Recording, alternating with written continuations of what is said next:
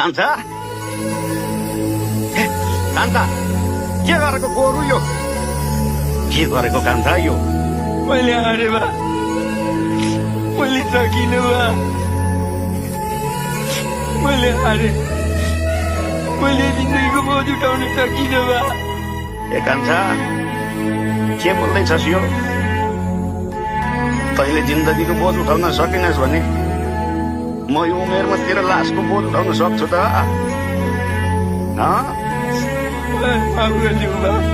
जिन्दगीमा आफ्नो शरीर आफ्नो समय बोझ भयो भने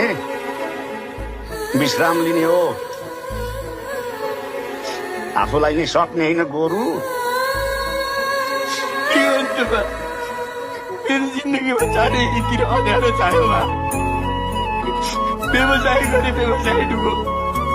मिटरको ब्याजले जहाँ भेट्छु त्यही मार्छु भनेको छ बा यो पटक पटक मर्नुभन्दा म एक्लै चुकी जान्छु बा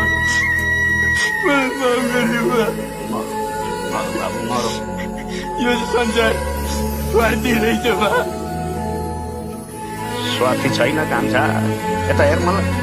संसार स्वार्थी छैन कान्छा त चाहिँ स्वार्थी रहेछस् बरु आफूलाई समस्या आइलागो भनेर समस्या समाधान गर्ने हो कि आफै समस्या बन्ने हो तैँले आफूले आफूलाई अन्त्य गर्दा समस्या समाधान हुन्छ कि समस्या सुरु हुन्छ तैँले कहिले सोचेको छ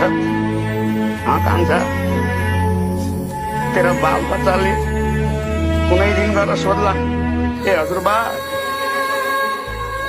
मेरो बा खै भनेर सोद्धा म के भन्नु तेरो बाबुले यो संसारसँग हार्यो केही गर्न सकेन अनि गयो भन्नु सोच त कान्छा तेरो बच्चाको जस्तै उमेर भएको बेलामा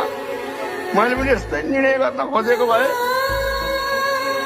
तेरो के हालत हुन्थ्यो किन अहिले हिम्मत हार्छस्